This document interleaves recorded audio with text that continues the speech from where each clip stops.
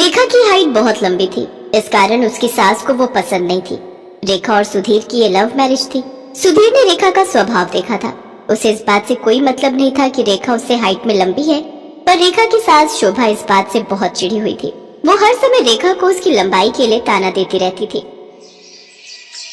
अब क्या बोलूं ननद जी, पता नहीं सुधीर को इसमें क्या नजर आया जो इससे शादी करने की जिद कर बैठा। अब क्या ही करे, चलो फोन रखती हूँ, सिर पर आकर खड़ी हो गई है ये भी।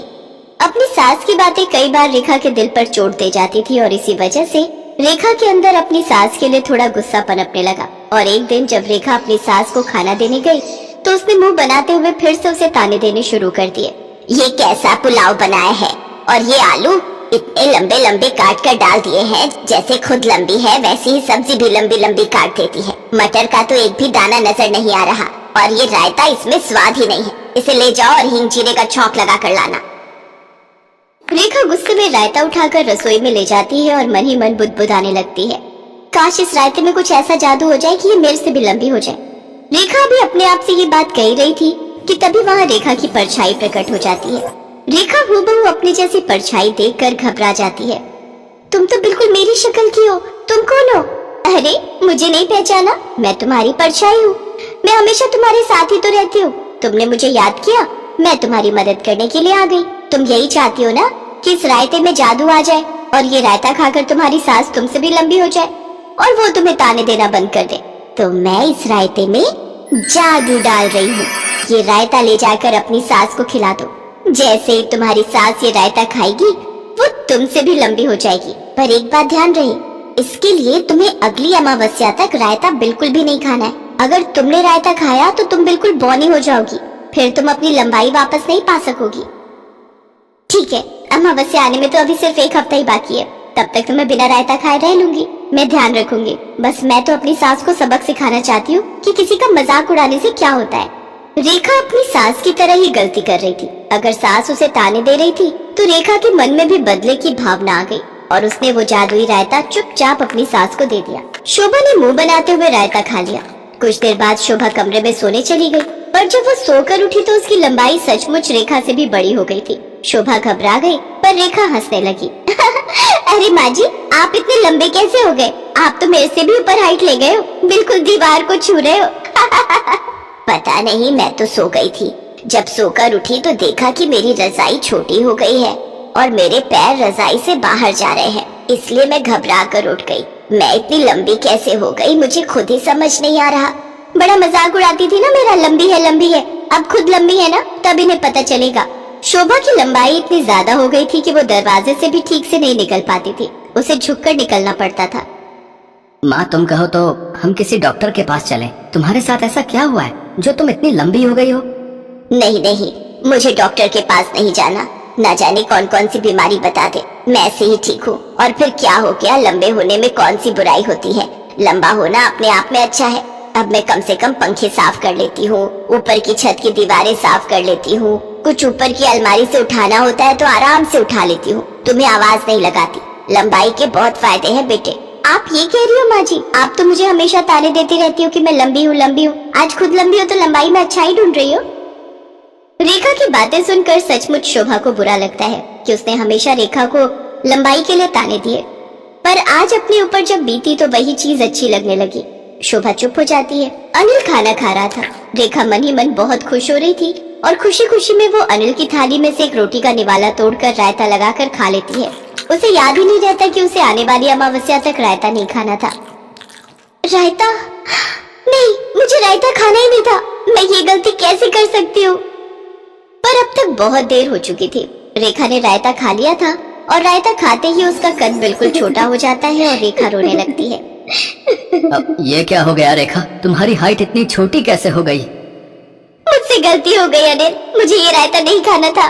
अब मैं इसी हाइट की रहूंगी, अब मैं लंबी नहीं हो सकती। अब तक शोभा भी सारी बात समझ चुकी थी, पर वो रेखा के मुंह से सच्चाई सुनना चाहती थी। बहू, आखिर रायते में ऐसा क्या डाला है? उस दिन मैंने भी रायता खाया था, उसके बाद ही मेरे साथ ऐसा हुआ, और आज तुमने भी रायता खाया है। मुझे सच सच बताओ बहू, क्या बात है? माँ जी, आप हमेशा मुझे मेरी हाइट के लिए ताने देती थी, हमेशा लंबी बहू कहती थी, इसलिए। रेखा अपनी परछाई की सारी बात बताती है। उसकी आंखों में पश्चाताप के आंसू थे। बहू, जितनी गलत तुम हो उतनी गलत मैं भी हूँ, यहाँ तक कि तुमसे ज्यादा गलत। मैंने हमेशा तुम्हारी लंबाई का मजाक बनाया, ताने दिए। मैंने भी तो गलती की ना। मैं तुमसे माफी मांगती हूँ बहू। मैं तुम्हें कभी भी तुम्हारी लंबाई के लिए नहीं बोलूंगी, पर मैं चाहती हूँ कि तुम फिर से अपने उसी रूप में आ जाओ, तुम्हारी हाइट ठीक हो जाए। मैं दिल से ये चाहती हूँ। मैंने भी तो गलती की है ना माँ जी। ना मैं आपके साथ ऐसा गलत करने के बारे में सोचती और ना मेरे साथ ऐसा होता। मुझे माफ कर दो माँ जी। सास बहू के मन में एक दूसरे के लिए पश्चाताप था, तभी दोनों की परछाई सामने आ जाती है। अब तुम दोनों के मन में एक दूसरे के लिए प्रेम भावना आ गई है, इसलिए अब तुम दोनों फिर से अपने रूप में वापस आ सकते हो। अब तुम दोनों के मन में एक दूसरे के लिए ईर्ष्या खत्म हो गई है। तुम दोनों सास बहू के मन में एक दूसरे के लिए प्यार और सम्मान की भावना आ चुकी है, इसलिए अब तुम दोनों फिर से वैसे ही रूप में आ जाओ। और शोभा और रेखा की परछाई वापस उनके अंदर चली जाती है। शोभा और रेखा अपनी अपनी हाइट में वापस आ जाती है। उस दिन से शोभा ने रेखा को ताने देना बंद कर दिया और दोनों एक दूसरे के साथ प्यार से रहने लगी। बेलापुर नाम के गांव में आलोक नाम का एक व्यक्ति अपनी पत्नी शोभा और बेटी मीनू के साथ रहता था। आलोक बड़ी मुश्किल से अपना और अपने परिवार का गुजारा कर पाता था। उसके पास ना तो कोई जमीन थी जिस पर वो खेती कर सके और ना ही कोई दुकान थी जिसके सहारे वो अपना घर चला सके। शोभा, अब हमारी मीनू भी धीरे धीरे बड़ी हो रही है और मेरे पास तो कोई जमा पूंजी भी नहीं है। पता नहीं कैसे पढ़ा पाऊंगा उसे। हे भगवान, हमारी मदद कर। गांव में अगर किसी के घर की या खेत की साफ सफाई करनी होती थी तो वो आलोक कर दिया करता था, जिससे उसकी थोड़ी कमाई हो जाती थी। मगर ये रोज का नहीं था, कभी उसे काम मिलता था तो कभी वो बेरोजगार रहता था। क्या करूं शोभा, कोई पक्का काम मिलता ही नहीं जिससे कि अच्छी कमाई हो जाए। आलोक किसी पक्के काम की तलाश में निकल पड़ता है। काम तलाशते तलाशते उसे शाम हो जाती है और वो घर आ जाता है।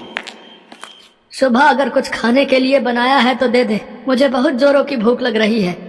जी, आज के लिए थोड़ा सा आटा और सब्जी बची थी, वो बना दी है, पर ना जाने कल का क्या होगा। ओहो, अब क्या कर सकते हैं, जो है वही ला दे। मैं खुद काम की तलाश में सुबह से भटक रहा हूँ, लेकिन कहीं काम नहीं मिल रहा। मैं तो परेशान हो चुका हूँ। जी, आप दुखी मत होइए, भगवान ने चाहा तो जल्दी ही हमारे अच्छे दिन आएंगे। आज तो ये रोटी सब्जी नसीब हो गई, लेकिन पता नहीं कल ये भी मिल पाएगी या नहीं। आलोक रोटी सब्जी खाते खाते काम के बारे में सोच रहा होता है, तभी वो सोच में पड़ जाता है। अरे वाह, रोटी सब्जी, ये तो बहुत अच्छी बात है। इसी रोटी सब्जी से मेरा काम बन जाएगा। आलोक खुश होते हुए शोभा से कहता है, शोभा, मेरे दिमाग में एक जबरदस्त आइडिया आया है जिससे मेरी अच्छी कमाई होगी। बोलो, क्या तुम मेरा साथ दोगी? हाँ हाँ कहो, क्या आइडिया है? मैं सोच रहा हूँ क्यों ना रोटी सब्जी बनाकर बेचूं। जी, आइडिया तो अच्छा है, पर हम उसे बेचेंगे कहाँ? हमारे पास तो कोई जगह भी नहीं है। हाँ, अब ये तो मैंने सोचा ही नहीं। खैर, अब कुछ और काम ढूंढता हूँ। अगले दिन आलोक काम की तलाश में निकल जाता है, लेकिन सारा दिन भटकने के बाद भी उसे कोई काम नहीं मिलता और वो निराश होकर एक पेड़ के नीचे आकर बैठ जाता है। तभी एक आदमी उसके पास आता है और उससे कहता है, नमस्कार भाई साहब, मेरा नाम राजीव है और मैं इस गांव में नया आया हूँ। क्या आप भी इस गांव में रहते हैं? जी जी, मैं भी इसी गांव में रहता हूँ और यहीं पास में ही मेरा घर है। अगर आप बुरा ना मानो तो मैं एक बात पूछूं? जी कहिए। आप कुछ परेशान दिख रहे हैं, क्या बात है? जी, दरअसल मैं काम की तलाश में हूँ, लेकिन कहीं बात नहीं बन रही। सोचा था कुछ बनाकर बेचूंगा, लेकिन उसके लिए जगह नहीं है मेरे पास। जगह नहीं है मतलब मेरा घर बहुत ही छोटा है और मेरे पास इतने पैसे नहीं है कि मैं नई जगह खरीद सकूं। ओहो, तो ये बात है। वैसे मैं आपकी मदद कर सकता हूँ। मेरे पास इस गांव में बहुत सारी जमीन है, अगर आप चाहें तो उस जगह का इस्तेमाल कर सकते हैं। क्या सच में? और जब आपकी कमाई अच्छी होने लगे तो उसमें से कुछ पैसे आप मुझे भी दे दीजिएगा। जी, आपका बहुत बहुत शुक्रिया। राजीव आलोक को अपनी जमीन दिखा देता है, जिसके बाद आलोक वहाँ पर अपना रोटी सब्जी बेचने का काम शुरू कर देता है। साथ ही शोभा भी आलोक की मदद के लिए आ जाया करती थी। आलोक की रोटी बिजनेस का काम बहुत अच्छे से चलने लग जाता है। सभी को उसकी रोटी सब्जी बहुत पसंद आती है। उसकी दुकान पर ग्राहकों की भीड़ लग जाया करती है। आलोक अच्छी कमाई करने लग जाता है। उस कमाई से वो धीरे धीरे अपना सारा कर्ज उतार देता है। फिर एक दिन वो राजीव के घर जाता है। अरे आलोक भाई, आओ आओ, क्या हाल है आपके? आज मेरे यहाँ कैसे आना हुआ? जी मैं बिल्कुल ठीक हूँ, ये रहे आपके पैसे। बुरे वक्त में आपने मेरा साथ दिया, उसके लिए आपका बहुत बहुत धन्यवाद। इसके बाद आलोक हर महीने राजीव को पैसे देने लगता है। एक दिन राजीव पैसे लेते हुए कहता है, आलोक, मैं तुम्हारी मेहनत देखकर बहुत खुश हूँ। मैं सोच रहा था मैं ये जमीन तुम्हारे नाम ही कर देता हूँ। इसके बदले तुमसे जितना हो सके उतने पैसे मुझे देते रहना। अब ये क्या बात कर रहे हैं? आपकी जमीन अब मेरे नाम? हाँ, मैंने फैसला कर लिया है। इस बात से आलोक बहुत खुश होता है। अब वो अपने काम को और भी मेहनत और लगन के साथ करता। लेकिन एक दिन जब आलोक रोटी सब्जी बेच रहा था, तभी अचानक उसकी दुकान पर पुलिस आ जाती है। भाई, कौन है इस दुकान का मालिक? जल्दी से बुलाओ उसे। साहब, ये तो मेरी ही दुकान है, मैं ही इसका मालिक हूँ। बताइए क्या बात है? ओहो, तो तुम ही हो वो हैं जिसने इस जमीन के मालिक को डरा धमका कर ये जमीन अपने नाम करवा ली। चल भाई चल, मेरे साथ चल, जेल की हवा खाने। मगर साहब, मैंने तो ऐसा कुछ भी नहीं किया। दरअसल इस जमीन के मालिक तो राजीव जी हैं। अभी हाल ही में उन्होंने अपनी ये जमीन मेरे नाम की है। अच्छा, तो फिर लेकर चल मुझे उस राजीव के पास। चल। आलोक पुलिस को राजीव के घर लेकर जाता है। क्यों भाई, क्या इसकी दुकान की जमीन तुम्हारी थी हैं, जिसे तुमने इसे कुछ महीने पहले बेच दिया है? ये आप कैसी बातें कर रहे हैं सर? कौन सी जमीन? मैं तो इसे जानता भी नहीं हूँ। कौन हो भाई तुम, और मुझ पर झूठा इल्जाम क्यों लगा रहे हो? लेकिन आपने ही तो मुझे रोटी सब्जी की दुकान खोलने के लिए वो जमीन दी थी, और कुछ महीनों बाद वो मेरे नाम भी कर दी थी। ये क्या बकवास किए जा रहे हो? मैं नहीं जानता तुम्हें। भाई, कहानी तो बहुत अच्छी बना लेते हो। अब चलो जेल, वहाँ की हवा खाने, वहीं तुम्हारी अकल ठिकाने आएगी। चल। तभी पुलिस आलोक को गिरफ्तार कर लेती है। लेकिन साहब मैंने कुछ नहीं किया है, मैं सच कह रहा हूँ। सभी अपराधी जो है ना, जुर्म करने के बाद यही कहते हैं। साहब, क्या जाने से पहले एक बार मैं अपनी बीवी बच्चों से मिल सकता हूँ साहब? ठीक है, लेकिन सिर्फ 10 मिनट के लिए, समझे? तभी पुलिस की गाड़ी आलोक के घर के बाहर आकर रुकती है। अंदर जाकर आलोक अपनी पत्नी को सारी बात बताता है। ये तो बहुत बुरा किया उन्होंने हमारे साथ, अब हम आपके बिना क्या करेंगे? शोभा, जब तक मैं वापस नहीं आ जाता तुम्हें ही ये घर संभालना होगा। और हाँ, अपना और मीनू का ध्यान रखना। मेरी बात मानो तो जब तक मैं वापस नहीं आता तुम अपने मायके चली जाओ मीनू को लेकर। नहीं, उन्होंने आपके साथ गलत किया है, मैं चुप नहीं बैठूंगी। अब कोई फायदा नहीं है शोभा, सब खत्म हो गया। कुछ सालों बाद जेल से छूटते ही मैं तुम्हें लेने आऊंगा। पापा, मत जाओ ना हमें छोड़कर। इसके बाद आलोक मीनू और शोभा को गले लगा लेता है और तीनों फूट फूट कर रोने लगते हैं।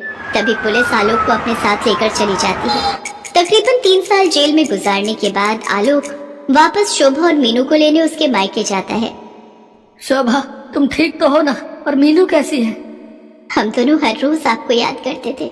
मीनू रोज आपके बारे में पूछती थी। मैंने भी तुम दोनों को बहुत याद किया। चलो अब वापस अपने घर चलते हैं। इसके बाद आलोक दोनों को लेकर घर आ जाता है। घर आकर वो शोभा से कहता है, शोभा, तुम खाना बनाओ, तब तक मैं आता हूँ। लेकिन आप कहाँ जा रहे हैं? उस राजीव से पूछने कि उसने आखिर मेरे साथ ऐसा क्यों किया। इसके बाद आलोक राजीव के घर जाता है, लेकिन उसके घर पर तो ताला लगा हुआ था। आसपास के लोगों से पूछने पर पता चलता है कि वो 1 साल पहले ही गांव छोड़कर जा चुका है। इसके बाद आलोक वापस अपने घर आ जाता है। शोभा, वो तो 1 साल पहले ही ये गांव छोड़कर जा चुका है। अब छोड़िए जी, उसको उसके किए की सजा तो भगवान जरूर देगा। अब आप अपने जीवन में आगे बढ़ने की सोचिए कि कौन सा नया काम ढूंढना है। हाँ शोभा, अब दोबारा से कोई नया काम ढूंढना पड़ेगा। वैसे जेल में मैंने काम करके कुछ पैसे कमाए हैं। जब तक मुझे कोई नया काम नहीं मिल जाता तुम इन्हीं से काम चलाओ। तभी आलोक का दोस्त राजू उससे मिलने आता है। क्या हाल है अशोक भाई? वैसे उस राजीव ने तेरे साथ बहुत बुरा किया भाई। छोड़ उन सब बातों को, बीती बातों को क्या याद करना। अब मैं आगे के बारे में सोचकर नए काम की तलाश में हूँ। बिल्कुल सही कहा तुमने।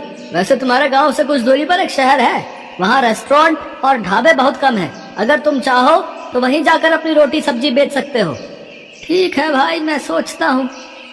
इसके बाद अगले दिन शोभा से कहकर आलोक शहर की ओर निकल पड़ता है। यहाँ तो एक भी जगह ऐसी नहीं दिख रही जहाँ मैं रोटी सब्जी लगा सकूं, पर वापस किसी से जमीन लेने की गलती मैं नहीं कर सकता। हाँ, ये ठीक रहेगा, साइकिल पर रोटी सब्जी बेचूंगा। इसके बाद जो थोड़े बहुत पैसे की बचत उसने जेल में रहकर की थी, उनसे वो एक साइकिल खरीदता है। इसके बाद आलोक रोज गांव से आना जाना करता है। साइकिल पर घूम घूम कर रोटी सब्जी बेचता है। रोटी सब्जी ले लो, रोटी सब्जी। सभी आलोक की रोटी सब्जी खाने लगते हैं। धीरे धीरे उसकी कमाई काफी अच्छी होने लग जाती है, जिससे वो शहर में किराए पर घर ले लेता है और अपनी पत्नी और बेटी को भी अपने साथ शहर में ही रखता है। अब उसकी आर्थिक स्थिति बहुत अच्छी होने लगती है। एक दिन आलोक रोटी सब्जी बेच रहा था, तभी उसे शोर सुनाई देता है।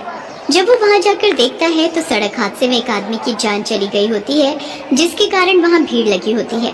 जब आलोक पास आकर देखता है तो वो हैरान रह जाता है। वो मृत व्यक्ति कोई और नहीं बल्कि राजीव था। इसका मतलब राजीव गांव से भागकर यहाँ रह रहा था। भगवान ने उसको उसके किए की सजा दे दी।